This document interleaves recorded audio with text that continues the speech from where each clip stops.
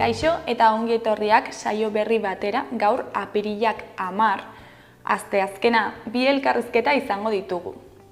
Alde batetik, Naiara eta Maialen etorriko dira Platora Kaikuko baserria aurkeztera. Eta beste alde batetik, Iñaki Ibañez izango dugunako zuzendaria dena. Astelenean Kondestableko Zibiboxean Koloreaga liburua aurkeztu zuten, Euskal Festaleak koloreztatzeko liburua dena. Eta honen inguruan hitz egitera dator. Baina honekin hasi baino lehen goazen betiko edukiarekin.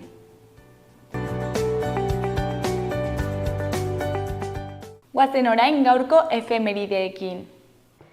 Gaurko egun batean, 1912an Titanic ontzia lehen aldiz atera zen Southamptongo portutik New Yorkera.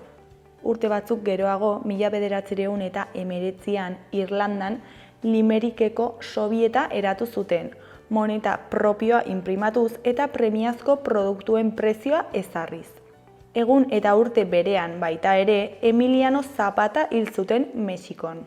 Bukatzeko, 1987an Madrilen kateatu ziren zenbait gernikar, Picassoren Gernikara eramateko eskatuz. Gaurko lerroburuak ikus ditzagun orain.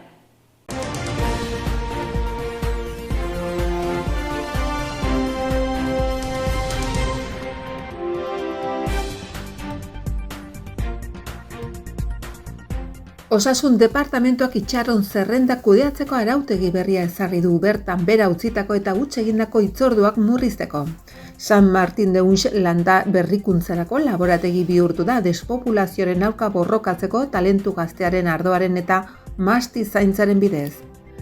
Herriberriko jauregiak bisitarien errekorra utzi du 2023an 260.000 persona baino gehiagorekin. Nafarroko bigarren toki bisitatuena Zugarramurdiko lezeak dira.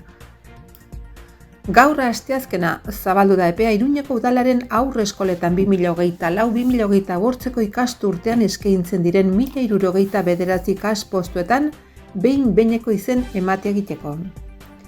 Erorien monumentu fascista eraistea eskatu dute memoriaren aldeko elkarteek. Iruñeko udalak 635 lan jaso ditu 2024ko San Ferminetako kartel lehiaketarako azken 30 urteetako parte hartzerik handiena. Locis Pharmaceuticals enpresako langilek Iruñan bildu ziren atzo grebaren 7. astean.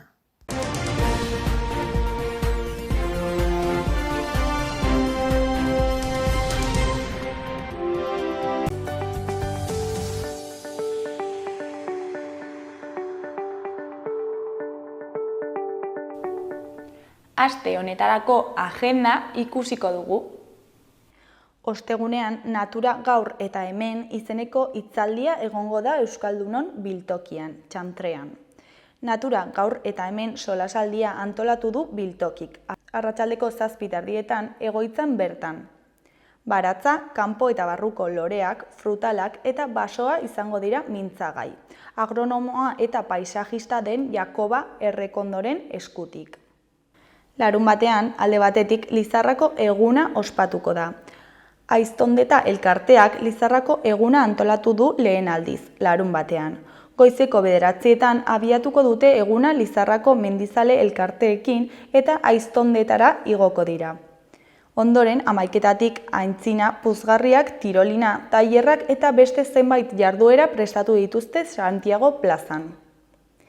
3:00 herri bazkaria eta ondoren ikuskizunak eta kontzertuen txanda izango da. Fitxer, Josetxu Piperrak and the River Rock Band, Chill Mafia eta Goxoan salsa izango dira kontzertuan. Beste alde batetik, Zabalguneko Zibiboxean goizeko 12:00 ordu batak arte, Printze Giltzapetua izeneko ipuin kontaketa egongo da. Dena dago prest saioa hasteko, baina ipuin kontalaria ez da iritsi. Nor Lurdez baino egokiagoa ataka estu horretatik ateratzeko? Garbitzailea baita eta liburutegiko liburu guztiak ezagutzen ditu. Lady Ballerinak bere ipuinik gogokoena kontatuko digu, Printze Giltzapetua. 4 urtetik gorakoentzat eta heldu batek lagunduta joan beharko dira. Doan izango da, baina aurrez izena eman beharko da.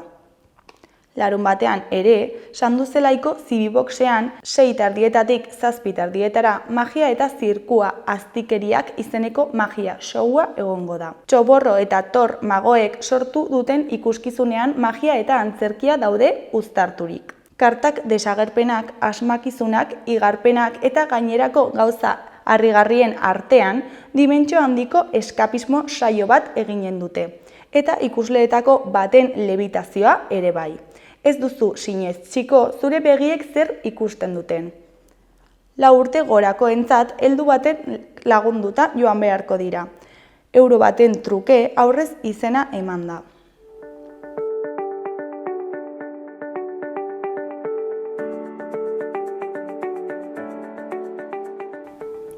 Ikus dezagun gaurko egunkarien azalek zer dioten. Diario de Notiziasen titular nagusian, itxaron zerrendek 67.605 paziente dituzte martxoan lehen kontsulta egiteko. 8.758 kirurgiarako zain daude. Dominguez kontseilariak bere gain hartzen du bere erantzunkizuna, baina profesionalei eta erabiltzaileei haiena ere leporatzen die. Medikoarekin hitzordura joaten ez diren pazienteak zigortuko ditu osasun sailak.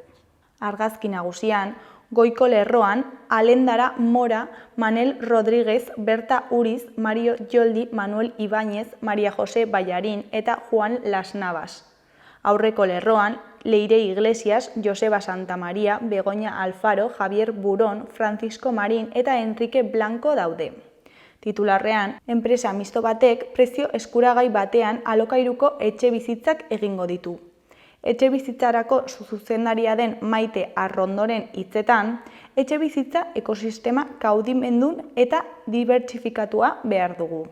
Eskuineko berrietan, alde batetik, Arrasateren etorkizuna osasunatik urrun dago oraindik. Beste alde batetik, F6tik sortutako nekazaritza elkarteak ahotsa izan nahi du gobernuaren aurrean. Jarraian, abiadura handiko trenaren lehentasunen artean, Nafarroa kokatu du garraio ministroak. Hori koloreko berrietan, batetik, mendizale erronka hirukoitza barrio eta murolasentzat. Bestetik, zainzuriaren prezioari buruzko zalantzak. Bukatzeko, parlamentari ohia eta idazlea den Mayorga Ramirezen ustetan, El Ujier ausardiaz idatzitako eleberria da. Diario de Navarraren titular nagusian, sailburuak aitortu du osasun saila ez dela gai itxaron zerrendak geldiarazteko. Dominguezek erantzunkizunak banatu ditu kudeaitzaileen, langileen eta herritarren artean. Argazki nagusian, Javier Díaz Alambrako sukaldaria dugu. Begoña Rodrigo sukaldariaren aurrean zainzuriak bildu ondoren. Titularrean, bakarra den zainzuria. Nafarroak bere produktu izarretako bat balioan jarri zuen atzo Arroizen. Erdiko berrian, ingeniariak eta etorkizuneko erakundea oso eszeptikoak abiadura handiko trenagatik Nafarroan. Beheko berrietan, alde batetik, baterien plantak badu obrak hasteko lehen lizentzia. Beste alde batetik, Iruñerriko etxeak lapurtzen zituen banda bat kondenatu dute. Goiko berrietan, batetik, altsasu eta digitalizazioaren erronka. Bestetik, Los Tigres del Norte Iruñean emango duten kontzertuaren aurrean. Amaitzeko, osasuna martxan azken geldialdiaren ostean. Gara egunkariaren titular nagusian, ekintza klimatiko ezak bizitzeko eskubidea urratzen du giza eskubideen Europako Auzitegiaren arabera. Estrasburgoko giza eskubideen Europako Auzitegiak Suitza zigortu zuen atzo, klima aldaketaren aurrean ezerez egiteagatik eta modu horretan bertako herritarren oinarrizko eskubideak urratzeagatik. Argazki nagusian Al-Salam ospitalearen egoera dugu. Titularrean, Israelgo armadaren erretiradak agerian utzi du Jan Yuniseko izugarrikeria. Erdiko berrian, martxoan Arrasaten manipulatzen ari zen kargak zanpatuta zauritutako langilea hilda. Beheko berrietan, A21ko hauteskundeekin erlazionatutako berriak ditugu.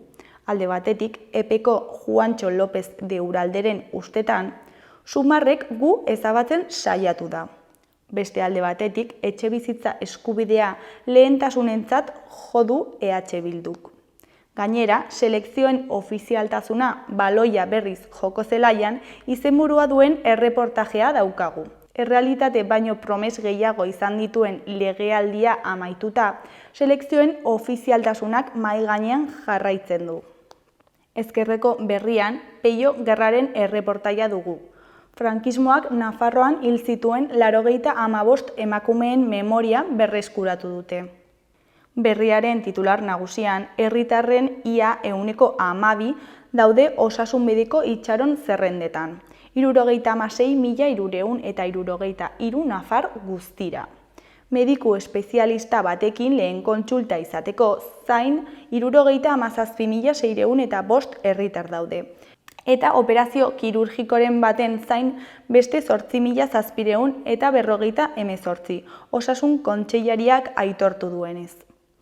Ia 3 hilabete itxaron beharra dago espezialistarekin lehen kontsulta izateko edo operatzeko. Argazki nagusian, Andreak Estrasburgon aldeko epaia ospatzen. Titularrean, klimaren aldeko amonen garaipena. Klima larrialdiaren aurka behar beste ez egitea egotzi dio Estrasburgok Suitzari. Beheko berrietan, batetik, langile migratuen soldata 45% apalagoa dela salatu du elak. Bestetik, Atef Abu Saifen hitzetan, 20. mendearen hasieratik munduko ordena eurozentrikoaren biktimak gara palestinarrak. Jarraian, Zarautzko argazki bileran 3 erakusketa egongo dira.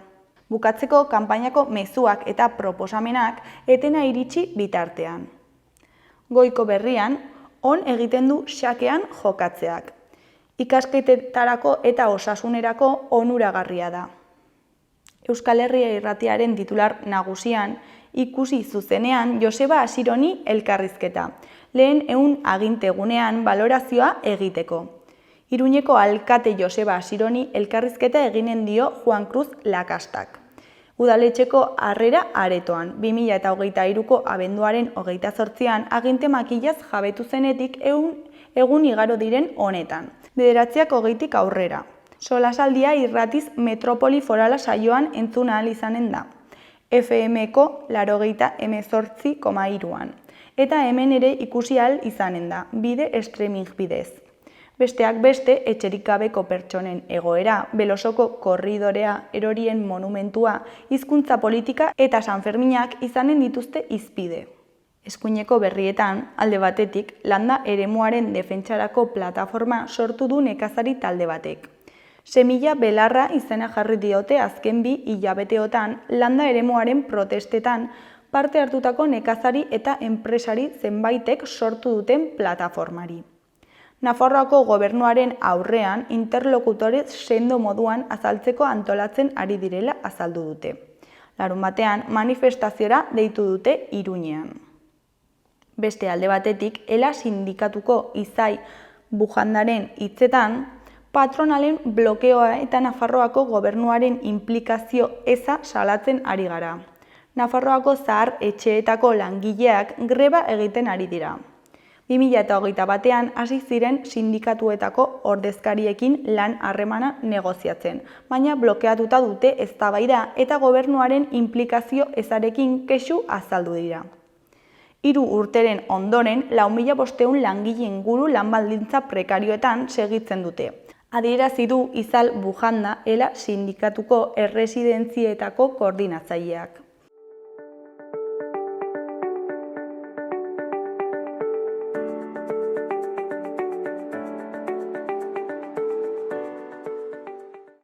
Kaixo eta ongi etorriak gaurko lehenengo elkarrizketara, oraingoan Naiara eta Maialenekin gaude Kaikuko baserria aurkeztera datozenak. Kaixo, neskak, zer moduz? Kaixo, ondo. Ondo? Bueno, kontatu iguzu noiztik dago ikusgai Kaiku baserria eta zer da? Kaiku baserria Kaikun proiektu garrantzitsuenetako bat da. Denbora asko eraman deu prestatzen eta maiatzen iriki genituen gure baserri familiar baten ateak edozeinek bisitatu ahal izateko. Eta batiz bat kaiku esne litro jasangarri baten atzean daon lan guztia ezagutarazteko lehen eskutik. Azkenenan iristen zea eta bertatik bertara ikuste dituzu beraien lan guztiak. Eta non kokatzen da Kaiku baserria? Gaude Oiardon, Araban, gutxi gora bera Altubetik 7 kilometrotara. Eta, zer aurkitu dezakegu bertan? Naiarak esan duen bezala, bertan esne litro baten atzean dagoen lan guztia ikusi dezakegu, eta hori ikusteko elementu batzuen bidez ikusten dugu, bisita banatzen dugu elementu horietan, eta pizkat hori, Naiarak esan duen bezala, balorean pizkat ipintzeko baserritarrak egiten duten lana, ze motatako familia daude Kaiku barruan, behiak zelan daude, elementu horiek pizkat lotzen dute litro esne baten atzean dagoen lan guztia. Familiak, behien ongizatea, teknologia bai baserrietara iritsi dela, eta gaur egun gesteko era ezberdina dela, eta nahiko ikusgarria da. Eta zerk egiten du berezi baserri hau? Baserri Kaikuk, bai Gipuzkoa, Araba, Bizkaia eta Nafarroa guztin dauzkau baserrik, baina honek bai lotze ditu pixkat erakutsi nahi genituen gauza guztik. Da baserri bat laugarren generazioa daola bertan lanen, anai batzuk eramaten dute guain baserria, eta beraiek gaina ikasi dute baserrian lan iteko, eta horrez gain baserri hontan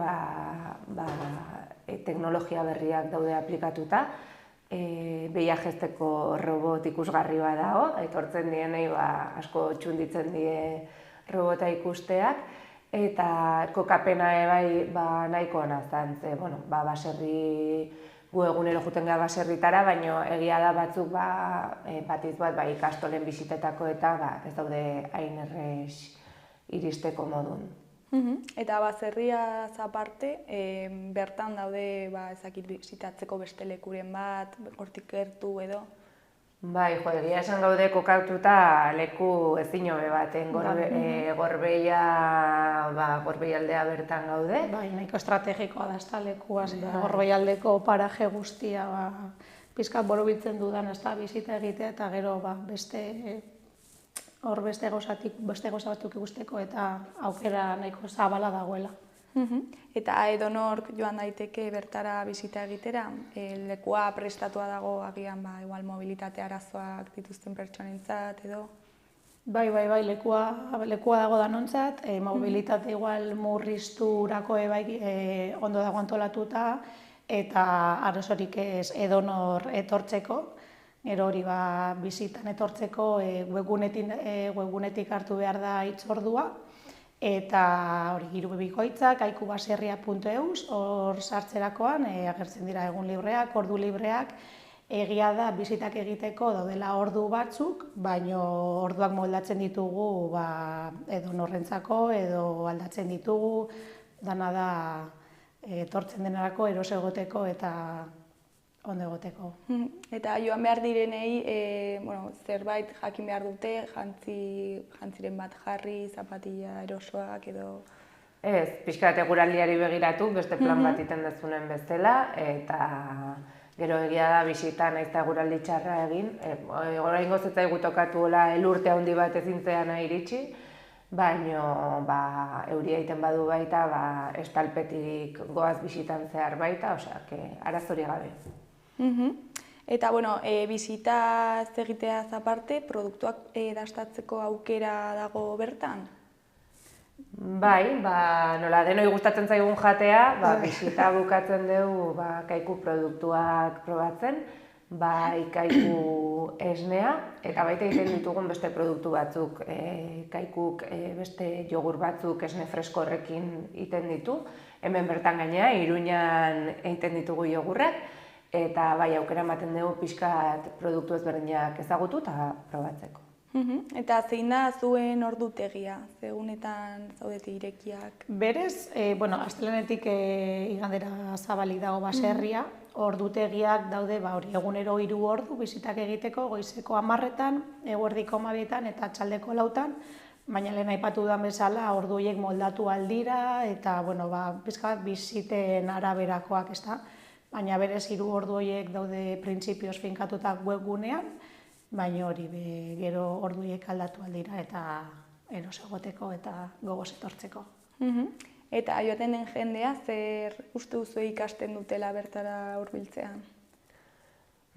Nik uste dela aukera ezin hobea, bai umeekin etortzeko eta erakusteko baserri baten atzean dagoen guztia, nola lortzen diren kilometro zero produktu hauek, eta gainea baserritarrek denontzako egiten duten lan guzti hori, ez? Gure gustatzen zaigu denoi larrek berdek ikustea, baita hori azaltzen dugu. Eta uste esperientzia oso polita dela familian egiteko, umeekin egiteko, bai kuadrillan, bai lagun artean, nahi da bezala. Eta gero hasten zehar, bai asoziazio, ikastolak, talde bisitake bai gero eta gehiago deitzen nahi die, aukera polita delako, adibidez eskola ikastoletan, lotzeko ematen nahi dien gai batekin. Eta momentuz harrera ona izaten ari du? Oso ona, bai, momentuz jendea oso pozik ari da etortzen eta juten eta oso pozik gaude, ezta? Izandako harrerarekin, ondino ez dugu urte bat bete, baino nik uste dut baietz jendea pozik doa, eta gainera hori gauza batzuk igual pentsatzen dituzu lan ez direla eta hor bertatik, barrutik ikustea baserria, barrutik ikusten dugu. Behien etxean sartzen gara, eta hori barrutik ikustean ikuste dut garrantzitsua dela, eta batez ere hori balorean pixkat ipintzeko esne litro baten atzean dagoen lan guztia. Jendea harritzen da bertara joatean? Batez ere, igual hori robotarekin, ez da, gaur egun... Gaur egun, nik ustez baita ere, igual egunerokoan etzeala gelditzen pentsatzen zer da honez, kilometro zero produktu horien atzen, eta zenbat lan egiten duten gure baserritarrek. Eta horrez gain, baita ere, teknologia berrik nola aurreatzen dien, baserritarrek beste lan batzuk bai egiteko, ez? Leheno eskuz gestez duten, egunean ez dakit 3 aldiz edo gehiotan baserri batzutan. Eta gaur egun, teknologia berrin bidez, behiak bakarri juten die geistea, eta denbora gehiago daukea baserritarrek beste lan batzuk iteko, larretan edo... Eta, bisitetara bueltatu, zastu zaidala galdetzea, zenbateko iraupena daukate bisitek? Bisita gutxi gora bera, ordu bat eta erdi, 2 ordu askoz jota, baina ez da oso gainera hori amaitzen dugu, eta amaitu da, ez da luze egiten, nahiko erakargarria da bisita, ez da, orduan lehen aipatutakoa jendea oso pozik juten da, eroso egoten da, eta igual gauza batzuk ez ezagunak direnak, hori bai erakargarria da. Eta taldeak murriztuak izan behar dira, esan nahi pertsona... Ez dago minimorik, eta gero adibidez eskolak eta etorri direnean, talde handiak direnean, banatzen gara bi taldeetan, bizita egiten dugu, moldatzen gara pixkat hori kopurura, ez dago arazorik. Primeran, ja bukatzeko ez dakit zerbait gehiago komentatu nahi duzuen, zerbait ahaztu zaigun? Kaikuk proiektu hau sortu mimo handi zein duen lanakin, eta gonbita luzatzen dieu denei, ikusi ez du ez dago adinik, ez dago mobilitateko arazoik, orduan nahi duenak zain gaudela Kaiku baserrian, Kaiku esne litro jasangarri baten atzen dagoen guztia azaltzeko, eta nahi dutenean etortzeko. Bakizue, bisitak www.kaikubaserria.eus. Neskak mila esker gurekin hitz egitera etortzeagatik eta zuen baserria aurkezteagatik eta jendea animatzen den bertara gerturatzea. Zuei. Eskerrik asko. Mila esker. Agur. Agur.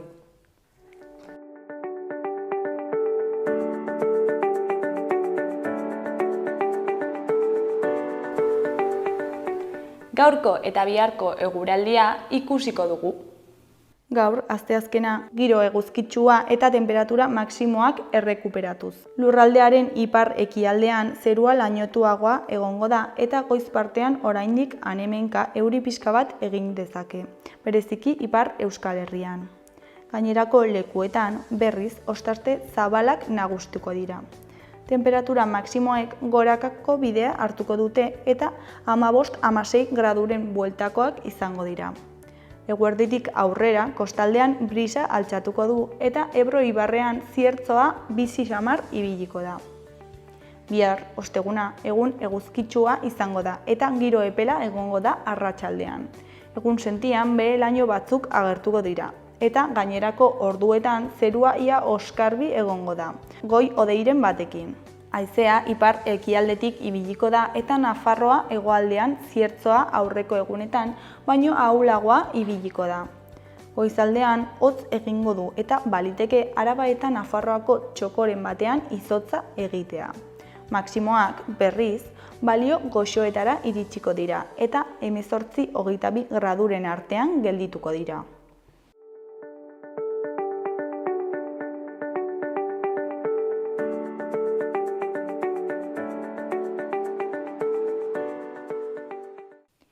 Kaixo eta ongi etorriak gaurko bigarren elkarrizketara, oraingoan Aritz Ibainezekin gaude, dugunako zuzendaria dena. Kaixo, zer moduz? Arratsaldeon, ongi eta zuek? Oso ongi. Astelenean Koloreaga liburuaren aurkezpena egin zenuten, ezta? Kondestableko Ziboxean. Eta nola joan zen aurkezpen hori? Aurkezpena bera nahiko simplea izan zen. Asisko Urmeneta etorri zen, liburuaren marrazkien egilea, eta pixka bat bion artean aipatu genuen, nondik nora bururatu zitzaigun ekimena, eta pixka bat, berak xehetu zituen kontu teknikoagoak, marrazkiak nola egin dituen, ze teknika baliatu dituen, pixka bat prozesua ere aipatu genuen, eta gauza simple bat, edabide batzuk etorri ziren, gero argazkiak egin, eta ordu erdiko kontua izan zen, eta ongi joan zen. Eta hau da, bigarren bertsio bat, ezta? Aurretik beste liburu bat atera zenuten? Hori da, Koloreaga berez, 2010 urtean atera genuen liburu hori lehenbiziko aldiz, batez ere guk gure dantzataldean, txikien dantzataldean sumatzen genuen, halako hutsune bat betetzeko bururatu zitzaigun ekimena izan zen. Gure txikien dantzataldeko dantzariei erakasten diegu dantzan, baina askotan agian ahazten dugu dantza horiek testu inguruan jartzea, testu inguru behintzat geografikoan. Batzutan ikasten dituzte dantzak eta ez dakite nongoak diren ere. Orduan, hortarako egin genuen, hautatu genituen garai hartan Nafarroako festagileak, Nafarroako dantza ohitura, baina baita inauteri ezberdinetako pertsonaiak. Eta beraz, Asiskori egin genion marrazkiak egiteko enkargua berak ere lehenagotik eginak zituelako horrelako lanak. Kukusumusuren dako egina zuen Euskal Herriko festagileen kamiseta garai batean mitiko samarra izan zen bat, asko ikusten zena jendearen soinetan, eta beraz berak egindako marrazki horietan oinarrituz, edo pixka bat estetika hortan nahi izan genuen liburu hura atera. Eta gero egia da, nahiz eta helburua batez ere zen barnekoa, esan dudan bezala, gure txikiei pixka bat informazio gehiago ematea, kanpora begira ere nahiko arrakasta handia izan zen, eta, bueno, mila aleko tirada egin genuen, eta bueno, poliki joan zen. Eta hala ere, 14 urte pasata eta behin liburuak agortuta, oraindik ere jende batek eskatzen genuen naizue, pues, geratzen zaizkizue kolorea horren aleak oraindik, eta bueno, momentu batetik aurrera esan behar izan genion jende bati, ez genuela gehiago. Eta orduan pentsatu genuen, eginen dugu berriz beste tirada bat, edo kontua da denbora horretan, ja urte batzuk paseak zirenez, dantza alorrean ere aldaketa batzuk gertatu direla, eta batez ere, esanen nuke genero kontuekin zerikusi izan dutenak, ez? Esate baterako, garai batean gizonezkoek bakarrik egiten zituzten dantza errepertorio asko, gaur egun genero berizketari gabe egiten dira, eta horietan parte hartzen dute bai mutilek, bai neskek, ez? Eta orduan, iruditu zitzaigun, ez zuela balio, edo behintzat eguneratu behar genuela aurreko zera hori, nahiz eta lehen liburu horretan ere baziren zantzu batzuk, eta Asiskok marraztu zituen marrazkietan, ematen bi dantzari agertzen baldin ziren salto egiten, neska jartzen zuen altuago, edo, olako, berdintasun eruntz jo nahi batean, eta gero dantzarien larru koloreak ere anitzak ziren liburu horretan, eta bazen gogo bat aniztasun hori erakusteko, orduan hasten ari zen hori guztia, hasten edo behintzat garatzen edo indartzen, baina, bigarren liburu honetan ja prozesu hori guztia gauzatu da, eta gainera azpimarratu nahi izan dugu, ez? Guretako liburuaren aurkezpenean esan genuen, errealitate koloretsuago batendako koloreaga berri bat behar genuela, eta beraz, errealitate berri edo poliki urten poderioz garatzen joan den errealitate hori agertarazi nahi izan dugu, eta gainera azpimarratu nahi izan dugu liburuan. Eta, aldaketa garrantzitsu honeraz aparte, ere liburu berri honetan Euskal Herri osoko dantzetan, ez dakit, zentratu zarete edo kokatu zuen liburua, ez da? Bai, hori da egia, lehenengo liburuarekiko, bigarren aldaketa nabarmenena, ez?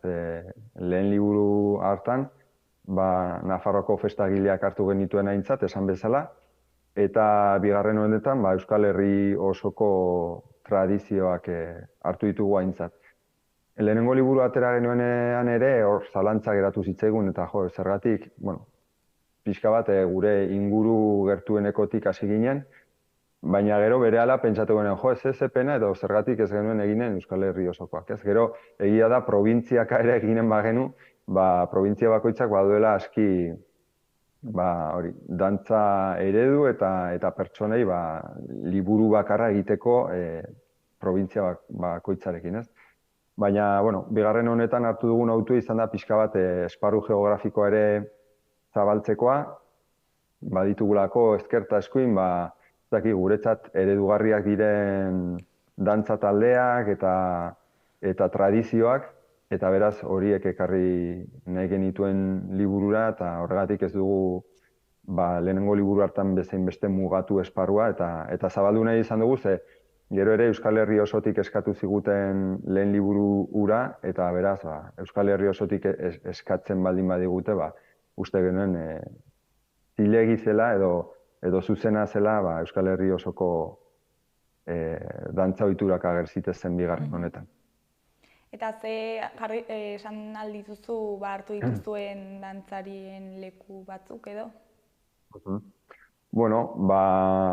Hasteko etxetik hasita eta guretik hasita agertzen dira San Fermin aldapakoaren ezpata dantza eta San Ferminetako trokeo dantzak, guk egiten ditugunak San Fermin txikiz edo San Fermin egunean eta San Saturnino egunean.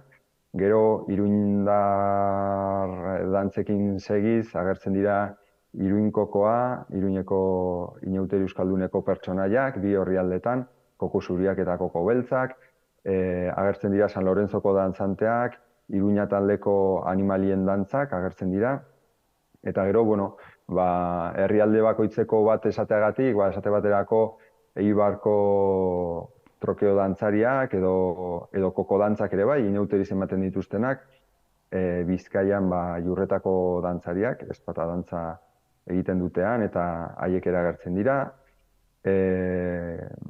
Lapurdin esate baterako Miarritzeko ezpata dantza edo inauteritako kaskaroten konpartsa, Nafarroa berean baigurako libertimendua eta Zuberoan maskaradak esate baterako. Maskaradetako pertsonaiak, aitzindariak eta beltzeria, horiek probintzia bakoitzeko adibide bat jartzearren, baina okerez banaiz 30 bat zera dira, dantza ohitura edo dantza errepertorio, eta horietako batzuek orrialde bat dute, beste batzuek pertsonai kopuruaren arabera bi orrialdetan banatu ditugu, eta oro har liburuskak dauzka 74 orrialde, bat koloretan, eta Asisko proposatzen du hor berez ohitura horiek dauzkaten koloreak, eta berak eman nahi izan dizkionak, eta beste orrialde batean agertzen da marrazki bera, baina zuri beltzean, eta beraz hor, ereduari jarraiki, edo norberak nahi duen koloretan, marrazki horiek koloreztatzeko aukera.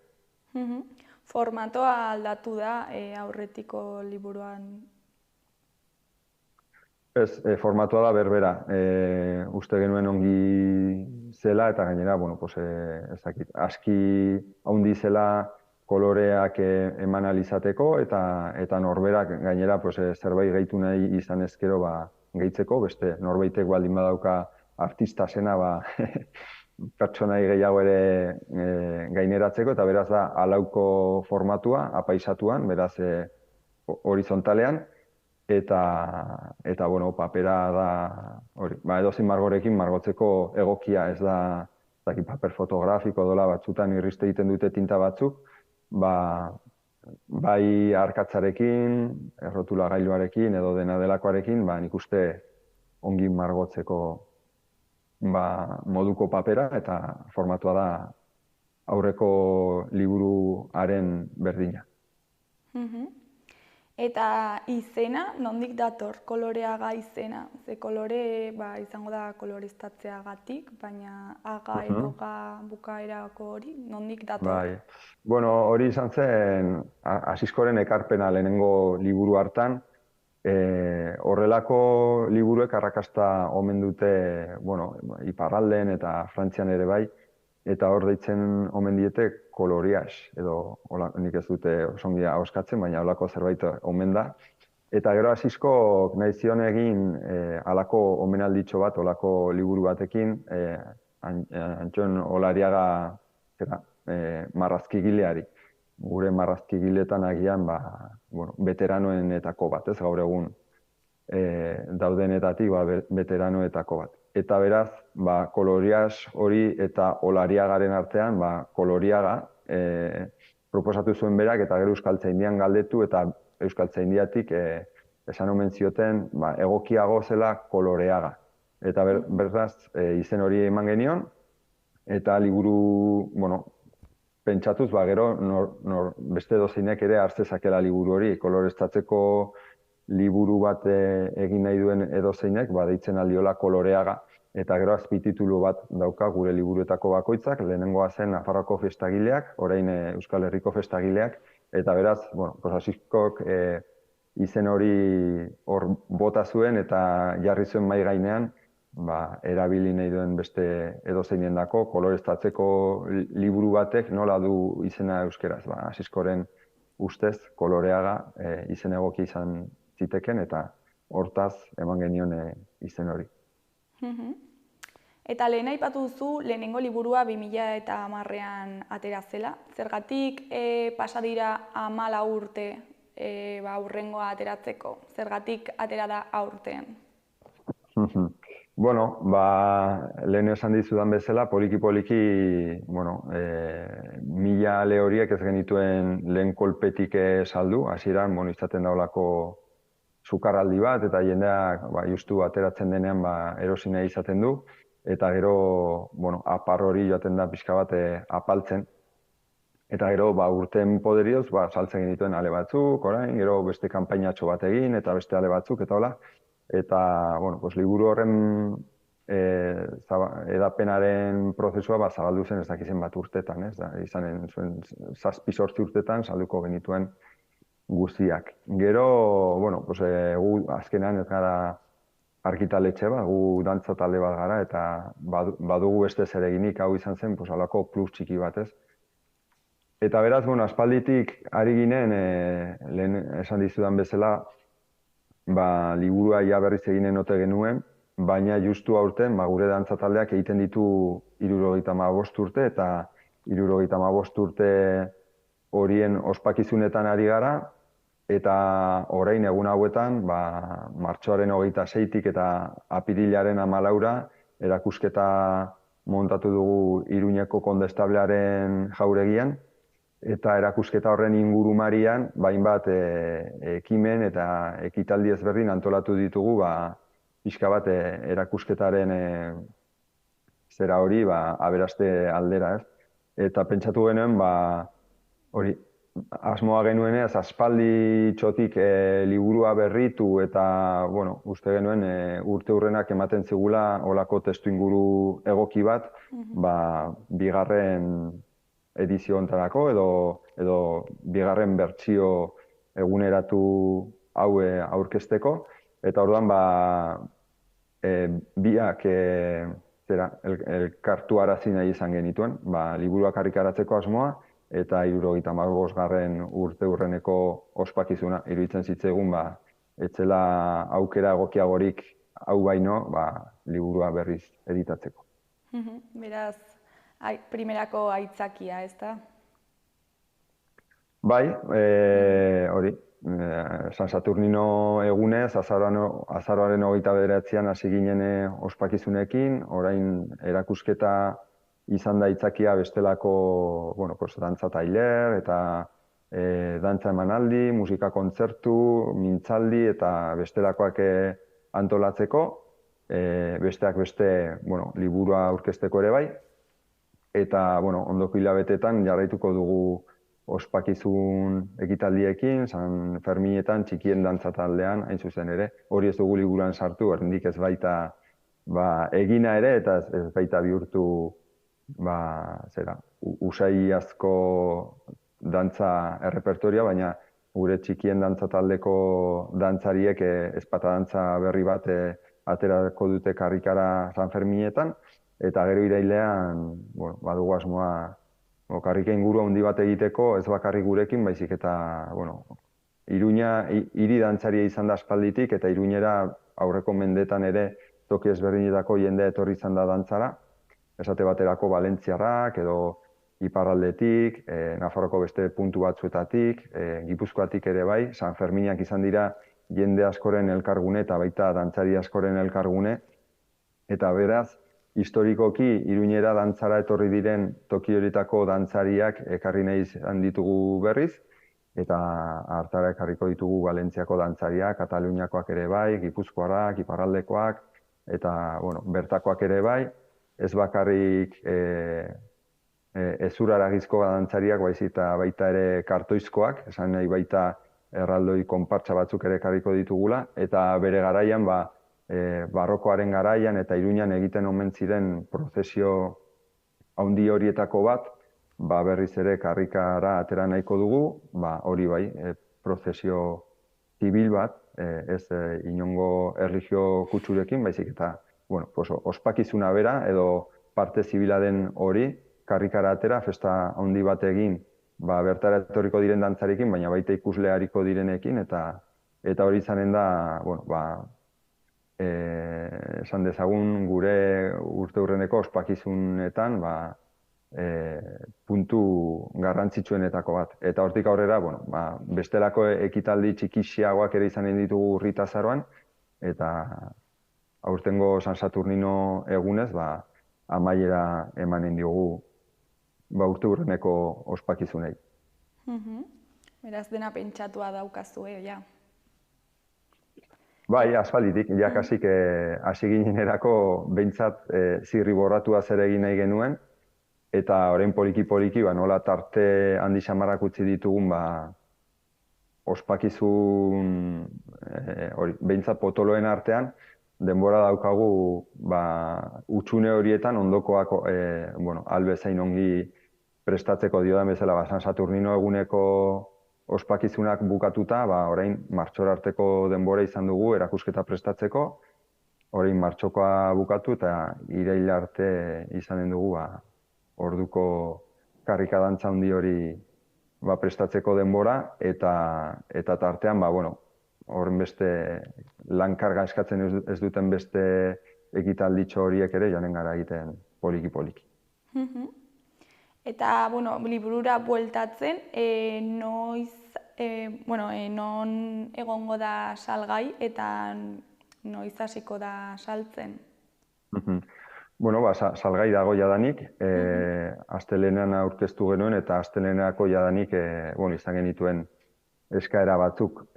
Hasteko gu geuk banatzen dugu dantza taldetik, nik uste Iruñeko jendearendako eta gertuko jendearendako nahi izatekotan guregana jo, gure sare sozialen bitartez kontaktatuz edo duguna abildua duguna.eus posta elektronikora idatziz eta eginen genuke hitzordua bakoitza beharrezko dituen aleak banatzeko. Bestela, liburu dendetan ere salgai dago. Karrikiriren dendan, Xabier Karrikan, Iruñan, beti ere, gero Txalapartaren dendan kale nagusian eta baita Katakraken, hau ere kale nagusian. Horiek, eta Iruñetik kanpo norbaitek ikusten baldin bagaitu, dantzan.eus webguneak badu denda online bat, eta hor ere salgai dago. Eta esan nahi dut, guri ere Iruñetik kanpo eskatzen baldin badizkigute, postaz edo dena delakoa, guk ere bidaliko dugun ora nahi da, esan nahi dute dagoeneko Bizkaiatik edo Gipuzkoatik edo eskatu dizkigute eta beraz postaz bidaltzeko ez dugu inongo arazorik, beraz, bide ezberdinak eta diodan bezala, jadanik dendetan da, gure lokalean ere baitugu hainbat ale eta beraz nahi duenak bide horietakoren batera jo eta helaraziko dizkiogu liburuak. Primeran, ja bukatzeko, ez dakit zerbait gehiago komentatu nahi duzun, zerbait ahaztu zaigun, hortik?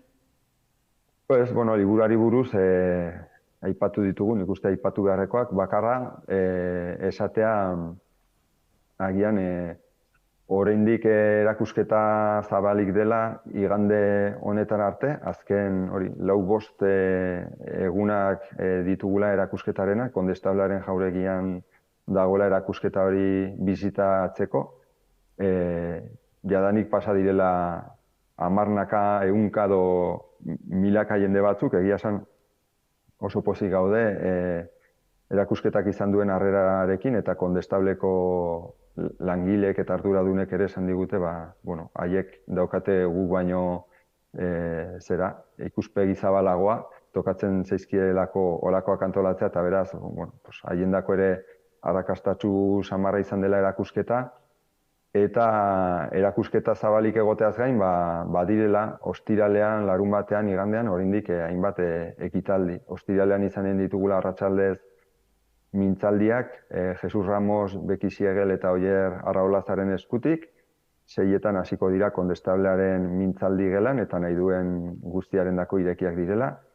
Interesa baldin badute dantza kontuekin, aipatuko dira, Jesus Ramosek aipatuko du esate baterako, Iruñean dantza tradizioaren nondik norakoak eta beste mende batzuetan eta zer dantzatu izan den gaur egunerainoko egoerara heltzeko, Beki Siegel da dantzari eta koreografo garaikidea eta pixka bat lotuko ditu bere esperientzia alor horretan eta hizkuntza horretan dantza tradizionalak dauzkan ezaugarriekin eta gero Oier Arraolazaren mintzaldian aipatuko du euskera eta euskal dantzaren arteko loturak eta nola bata den gure ahozko hizkuntza eta bestea gure gorputz hizkuntza eta pixka bat horren jirabiran arituko dira hiru hizlariak.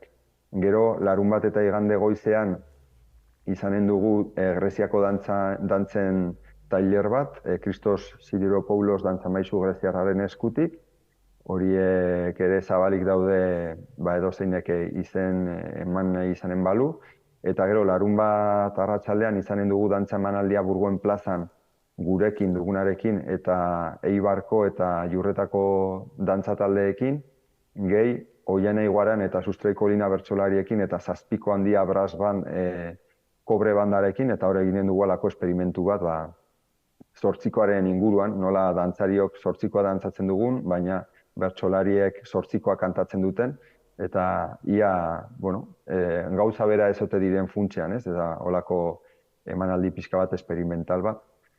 Eta gero, erakusketaren inguruko ekitaldiak bukatzeko, igandean, arratsaldeko 7:00 aurrera, Euskal Barrok Ensambleren kontzertua izanen dugula Kondestablearen patioan. Hauek egiten dute aitzineko musika, errenazimendu eta barroko garaiko musika, baina beti ere euskal tradiziozko melodiekin eta uztartuz. Eta beraz, taldea bera, luzu bat da, maila ikaragarrizko talde bat, eta gainera, sorte izanen dugu, pieza horietako batzuetan, dantzan laguntzen ahalko ditugula, eta beraz, nik uste, musikarengatik besterik ez bada ere mereziko duela, eta gainera, dantza pixka bat ere kasik egiteko aukera ere izanen duela jendeak, beraz, horixe gaineratzeko, eta animatuko den jende guztia ongi etorri izanen dela, bai erakusketara, bai inguruko ekitaldi horietara. Primeran, bete-betea, Aritz, mil esker gurekin hitz egitera etortzeagatik, eta zuen liburu berria hemen aurkezteagatik. Mil esker zuei aukera emateagatik. Ondo segi, agur. Bale, mil esker, aio.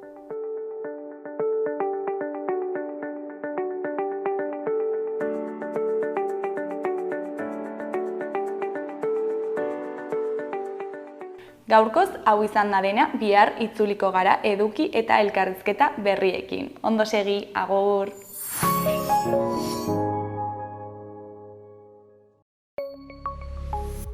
Gobierno de Navarra. Nafarroako gobernua.